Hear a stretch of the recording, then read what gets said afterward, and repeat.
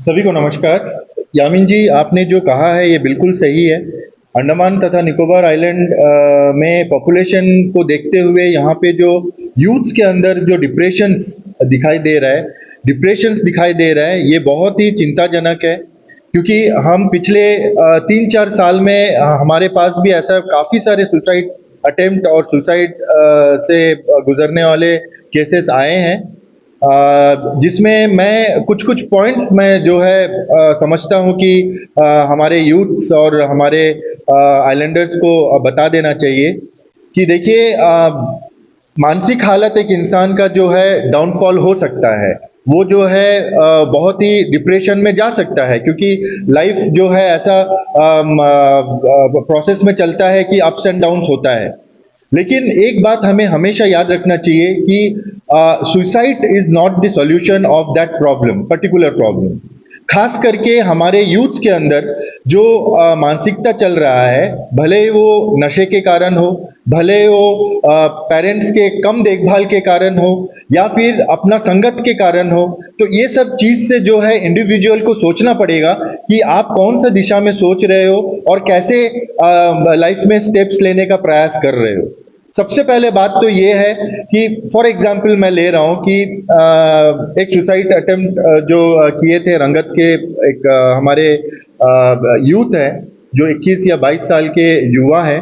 और उनका कुछ डिप्रेशन में वो गए थे, कुछ प्रेम प्रसंग कुछ कारण था। तो बात ये है कि अभी उनका हालत क्या है, ये चीज मैं आप लोगों को सबको बोलना चाहूंगा, ताकि आप फील करो कि वो मोमेंट में जो डिसीजन आप लिए थे वो सही था या गलत था। कहीं ना कहीं वो पर्टिकुलर मोमेंट में अगर आप थोड़ा संभल जाते, आप थोड़ा अपने दिमाग को अपने ऊपर थोड़ा संयम रख लेते, तो आज जो है उनके साथ उनके परिवारजनों का ये हालत, ये नौबत नहीं होता। मैं खुद आज देखकर आया हूँ कि उनका जो है 3-4 दिन पहले ही रंगत में जो है ये हादसा हुआ था कि उन्होंने घास मारने का जो पॉइजन है, मतलब आपका जो पेडीलैंड में या बगीचा में जो डालते हैं, तो वो जो है कंज्यूम करके जो है उनका हालत बहुत बिगड़ गया था। उनको तुरंत जो है रंगत हॉस्पिटल में लेके गए उन लोग, उनके परिवारजन। और वहाँ पे जो है डॉक्टर्स को जो करना था, नर्सेस को जो करना था कि उनके अंदर में जो है पाइप डाल के उसको स्टमक को वॉश कराएं, तो वॉमिट कराएं। तो ये सारा प्रोसेस जो भी पॉइजन कंज्यूम करने के बाद पेशेंट्स के साथ किया जाता है, वो किया, मतलब कर लिया गया था, प्रॉपरली कर लिया गया था। और उनको वो दवाई भी दिया गया था जिससे कि वो कंज्यूम पॉइजन का जो इफेक्ट है वो कम होता रहे। उसके बावजूद भी उनका कंजम्पशन क्वांटिटी इतना ज़्यादा था कि उनका जो है हालत स्टेबल नहीं हो रहा था। तो वहाँ के डॉक्टर जो है जीवीपट में रेफर करें उनको। तो यहाँ पे आने के बाद परिवारजन भी बहुत टेंस थे, और डॉक्टर जो है अपना ट्रीटमेंट करना शुरू किए थे। लेकिन क्या है, अकॉर्डिंग टू पेरेंट्स हमारे पास ये बात आया था कि यहाँ पे जो है थोड़ा कम देखा जा रहा है, या जब से आए हैं एक ही बार सिर्फ डॉक्टर देखा है, उसके बाद आके देख नहीं रहे हैं। तो मुझे भी लगा कि ठीक है, जैसा माहौल चल रहा है, शायद इनका जो एक्सपीरियंस रहा है वो थोड़ा कंसर्न वाला है, क्योंकि अपना बच्चा को मरते हुए कोई भी नहीं देख सकता है। और रही बात ट्रीटमेंट की, ऑब्वियसली भले वो कोई भी रीजन हो, कोई भी कारण हो, पॉइजन का कारण हो, एक्सीडेंट का कारण हो, जब एक पेशेंट बनकर कोई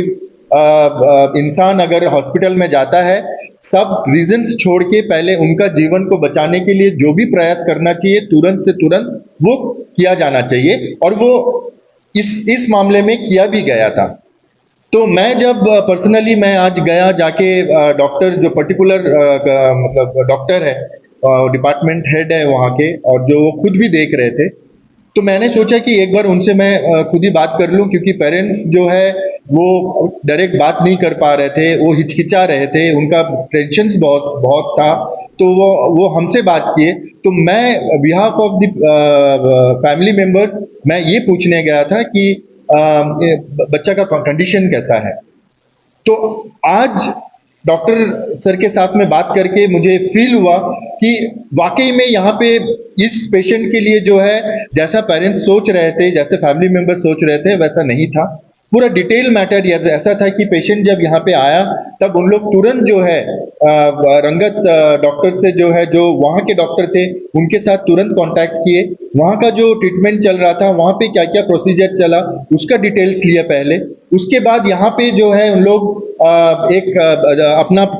दवाई का जो है प्रोसेस शुरू किए। उसके बाद उनको एनिमा भी दिया गया ताकि बॉडी क्लीनिंग और भी अच्छी तरीके से हो। लेकिन अकॉर्डिंग टू द डॉक्टर ये बोला जा रहा है कि उनका जहर के कारण में जो खाद्य नाली है, जो इसोफेगस है, वो जो है बहुत ज़्यादा डैमेज हो गया है। तो इसके कारण जो है उनका बीपी भी बहुत लो हुआ है। इसीलिए हाई डोज दवाई जो है उनके ऊपर में देना अभी खतरा रहेगा, क्योंकि जान का खतरा हो सकता है। तो जान पूछ के ये चीज करने से अच्छा है कि उन लोग ऐसा ट्रीटमेंट कर रहे हैं कि जिसमें इसोफेगस का जो घाव है वो थोड़ा कंट्रोल में आए, थोड़ा कम हो, उनका बीपी थोड़ा लो हो, और उसके बाद जो है जो हाई डोज का दवाई है वो कर सके। मैं इसलिए मैं आपके सामने ये विषय को लेके आया हूं कि देखिए, ये ट्रीटमेंट का बात बाद में, पहले हमें ये सोचना है कि हम सुसाइड अटेम्प्ट क्यों करें। आप सोचिए कि 21 साल 22 साल का बच्चा जिसका जिंदगी अभी शुरू ही हुआ था, एक मामूली एक मतलब मैटर के कारण वो अपना जिंदगी जो है खत्म करने के कगार पर है। हमारे सोसाइटी, हमारे लोग, हमारे डॉक्टर्स, हमारे हेल्थ सेक्टर उनके ऊपर वाकई में डेडिकेटेडली लगे हुए हैं कि उनका जान बचाया जाए, लेकिन उनका खुद का गलती या फिर रॉन्ग डिसीजन का वजह से वो अभी ना जी पा रहा है, ना ठीक से मर पा रहा है। तो ये बात को हमारे यूथ्स के अंदर में, हमारे आइलैंडर्स के अंदर में ये चीज को अच्छी तरीके से समझा देना चाहिए अपने पेरेंट्स को, अपने बच्चों के लिए, अपने बहन को अपने भाइयों के लिए, भाइयों को अपने बहन के लिए, या अपने दोस्तों के बीच में एक चर्चा ऐसा होना चाहिए कि देखिए, डिप्रेशन में आ सकते हैं, ये जिंदगी है, डिप्रेशन आएगा ही आएगा, लेकिन इसका कुछ ऑल्टरनेटिव कारण भी हो, मतलब सॉल्यूशन भी हो सकता है। अपना जिंदगी को खत्म करना अपने ही हाथों में, इससे बड़ा बेवकूफी ये दुनिया में शायद और कुछ नहीं हो सकता है। मैं बहुत कंसर्न हूं, पिछले कुछ सालों से मैं जैसा देखते आया हूं कि यूथ्स के अंदर में अब आप ये सोच के ये मतलब ये सोचने से डर लगता है कि not only in love affairs, not only in मतलब झगड़ा या फिर बाताबूती के कारण में सुसाइड अटेम्प्ट करना, ऐसा नहीं है। छोटे छोटे बच्चे अपने स्कूल्स के मार्क्स कम आने के कारण भी सुसाइड किए हैं अंडमान में। तो ये सब जो मामला है, सबसे पहले इसका सॉल्यूशन या फिर इसका स्टेप्स क्या हो सकता है, मैं मीडिया में बोल चुका हूं, काफी मतलब गैदरिंग्स में मैं बोल चुका हूं। सबसे फर्स्ट जो प्रायोरिटी जो बात है वो है फैमिली में अपना माँ बाप, पेरेंट्स। पेरेंट्स को हमेशा अपना बच्चों के ऊपर ध्यान देकर रखना चाहिए। पेरेंट्स को पता होना चाहिए कि उनका थिंकिंग प्रोसेस कैसा है, उनका सोचने का शक्ति कैसा है अपना बच्चों का, और वो कौन सा हैबिट्स में जा रहा है, उनका संगत कैसा है, वो कहीं ड्रग्स में तो नहीं लिप्त हो रहा है, कहीं वो ऐसे माहौल में नहीं जा रहा है जिसमें जीवन को लेके कुछ सीरियसनेस या फिर जीवन को सक्सेसफुल बनाने के लिए जो माहौल होना चाहिए वैसा माहौल में वो नहीं जा पा रहा है, या वैसा माहौल को वो अवॉइड कर रहा है। ये सब चीज फर्स्ट स्टेप में जो है पेरेंट्स का कर्तव्य रहता है कि वो अपने बच्चों के ऊपर ध्यान दे। दूसरा रहता है, ये भी बहुत इंपॉर्टेंट है, मैं रिक्वेस्ट करूंगा, हाथ जोड़ के मैं रिक्वेस्ट करूंगा कि जितने भी एजुकेशनल इंस्टीट्यूट्स है, वहां के जितने भी टीचर्स है, जितने भी गाइडर्स है जो गाइड करते हैं छोटे छोटे बच्चों को, जो भी कंसल्टेंट्स है जो यूथ को गाइड करते हैं, सबके पास में एक टॉपिक जरूर होना चाहिए कि मेंटली स्टेबल कैसा रहा जाए। पर्सनालिटी डेवलपमेंट के साथ साथ उनका मानसिक संतुलन कैसे रखा जाए, मेडिटेशन के द्वारा, योगा के द्वारा ये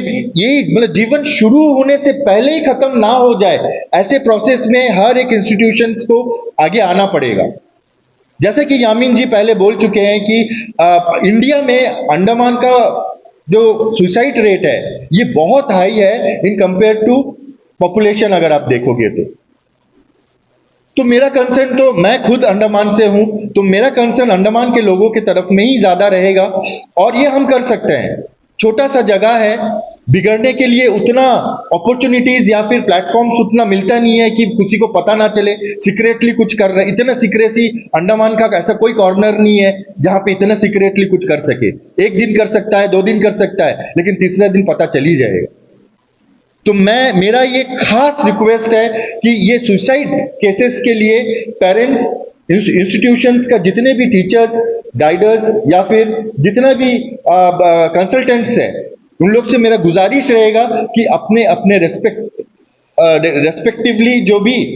स्टूडेंट्स या बच्चे आपके पास में आते हैं, उनको एक अलग से एक्स्ट्रा स्टेप लेके जो है ये मेंटल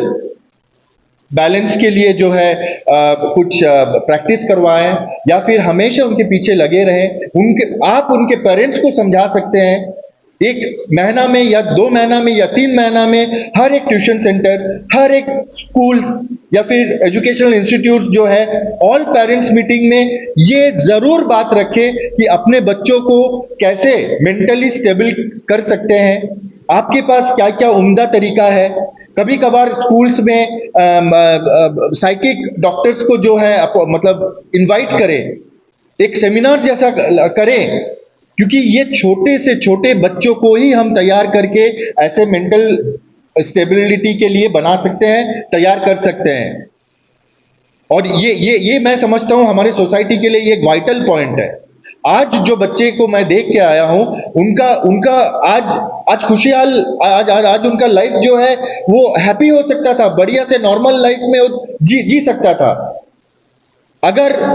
वो एंड वक्त पे वो जो फ्रैक्शन ऑफ सेकेंड्स या फिर मिनट्स रहता है ना, जो टाइम, छोटा सा टाइम रहता है, वो टाइम में अगर उसका मेंटल स्टेबिलिटी जो है,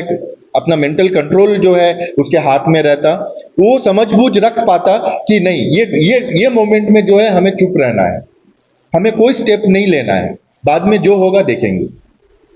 तो ये जो सीख है, ये जो प्रैक्टिस है, ये पेरेंट्स घर के अंदर में और बाहर में इंस्टीट्यूशनल हेड्स या इंस्टीट्यूशन चलाने वाले लोग को ये प्रायोरिटी बनता है कि हमारे सोसाइटी में सुसाइड केसेस या सुसाइड अटेम्प्ट करने वाला मानसिकता वाले बच्चों को जो है सेहतमंद बना सकते हैं,